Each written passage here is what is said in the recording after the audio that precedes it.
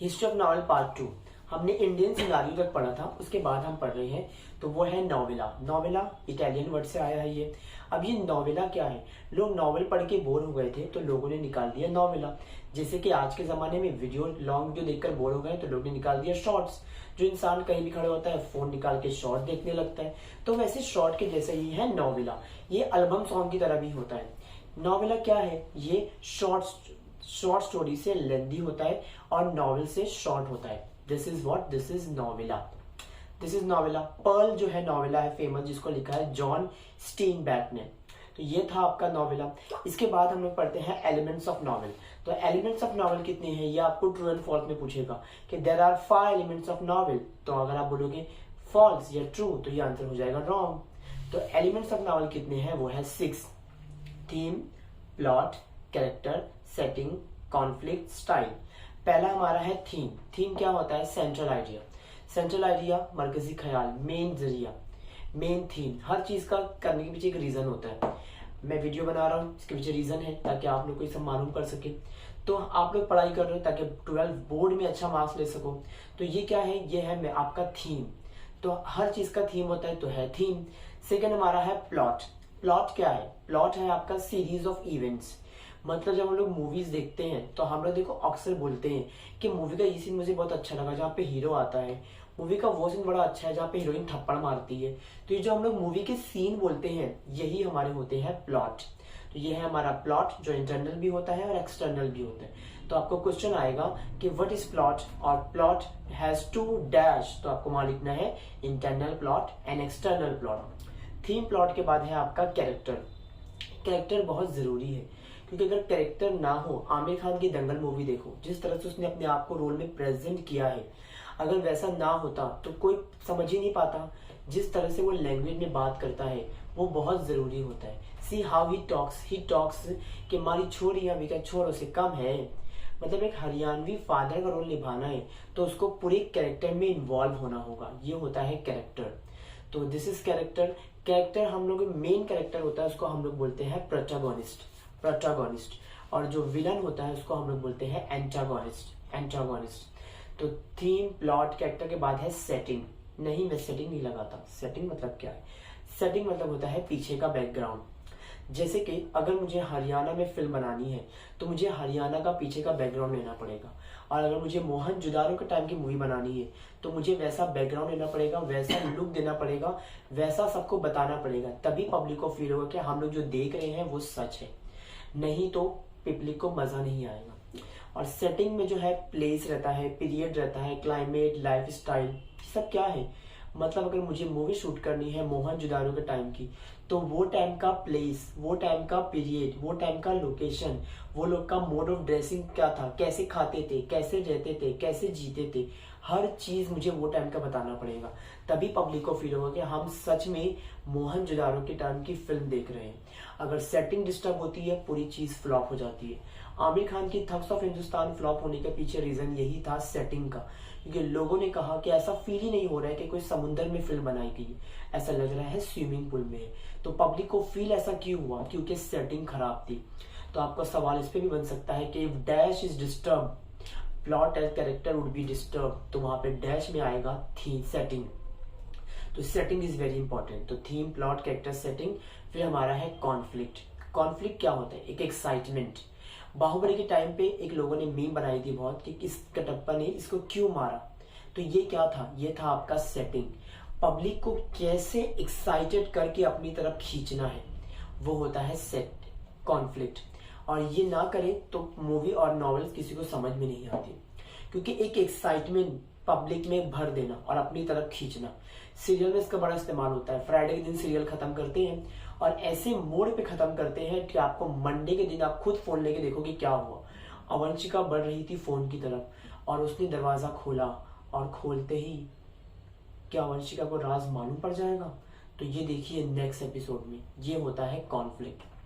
फिर हमारे पास है स्टाइल, लैंग्वेज और स्टाइल। गाइस देखिए हर चीज को बताने का एक तरीका है। अगर आपको बहुत ही पुराने तरीके से कोई चीज़ बताई जाए आपको नहीं समझ में आएगी। इसके लिए देखो मूवीज़ हमेशा नई नई तरीके से बताई जाती है। ऐसी नॉवेल लिखने में भी होता है। अगर मैं बहुत ज़्यादा इडियोमेटिक फ्रेशन एक्सप्रेशन और फ्रेजेस से नॉवेल लिखूँ या कोई राइटर, तो वो आपको नहीं समझेगा। तो that is why that is language और style.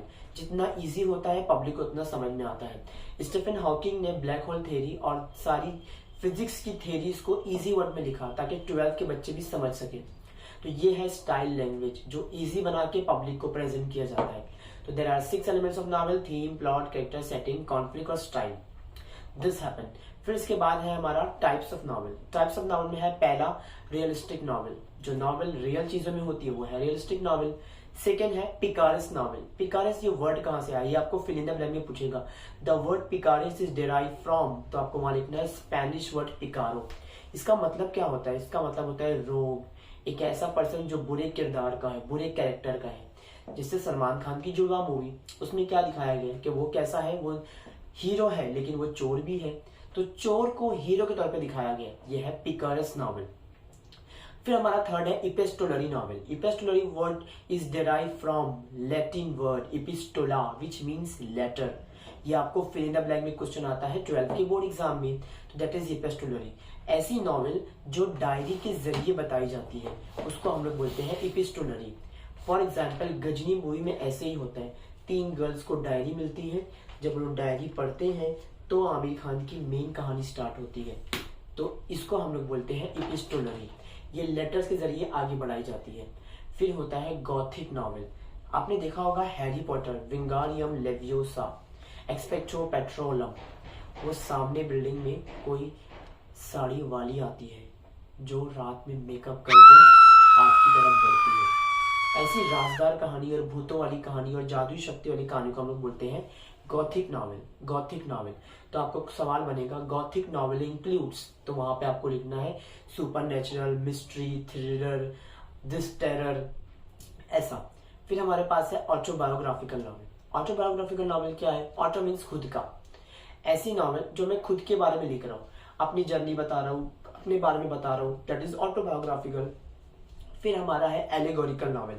Allegorical novel, allegorical novel में क्या होता है? इसमें डबल मीनिंग रहती है, सरफेस मीनिंग अलग, सिंबॉलिक मीनिंग अलग। जैसे रेड कलर को देख लो, रोड पे रेड कलर का मतलब क्या होता है? खतरा, लेकिन गुलाब के तौर पे इसका मतलब क्या होता है? प्यार। तो दिस इज एलिगोरिकल नॉवेल। तो क्वेश्चन आपको कैसे आएगा? क्वेश्चन आएगा dash novel has different symbolic और सरफेस मीनिंग, तो वहां पे आपको लिखना है एलिगोरिकल। फिर हमारे पास है साइकोलॉजिकल, कबीर सिंह जैसा टाइटल, जो नौकरानी को दौड़ा लेता है। तो ऐसा पर्सन जो एक मोड पे बहुत अच्छा है और 2 मिनट में ही बदल जाता है, ऐसा। तो दैट इज साइकोलॉजिकल नॉवेल। फिर इसके बाद हमारे पास है स्ट्रीम ऑफ कॉन्शियसनेस। ये याद रखो गाइस, ये बहुत लोग गलती करते हैं। स्ट्रीम ऑफ कॉन्शियसनेस, ये जो वर्ड आया है, is coined by William James. पर इसको फेमस किया है स्ट्रीम ऑफ कॉन्शियसनेस को हमारी आंटी ने फेमस किया, वर्जीनिया वुल्फ। वर्जीनिया वुल्फ ने इसको फेमस किया है। स्ट्रीम ऑफ कॉन्शियसनेस क्या है? आपके दिमाग में आने वाले लगातार थॉट्स, उसको हम लोग बोलते हैं स्ट्रीम ऑफ कॉन्शियसनेस। फिर है डिस्टोपियन नॉवेल। जो नॉवेल एलियंस के बारे में होती है, अवतार जैसे, वो है डिस्टोपियन नॉवेल। फिर इसके बाद हमारे पास आता है, लास्ट है नॉवेल की टाइप्स, वो है bildungsroman novel. Bildungsroman novel क्या है? A novel in which there is a growth in character. Guys देखो, हम सब में ग्रोथ होता है, आप में ग्रोथ होता है। आप 9th स्टैंडर्ड में थे, इतने ग्रोथ नहीं थे।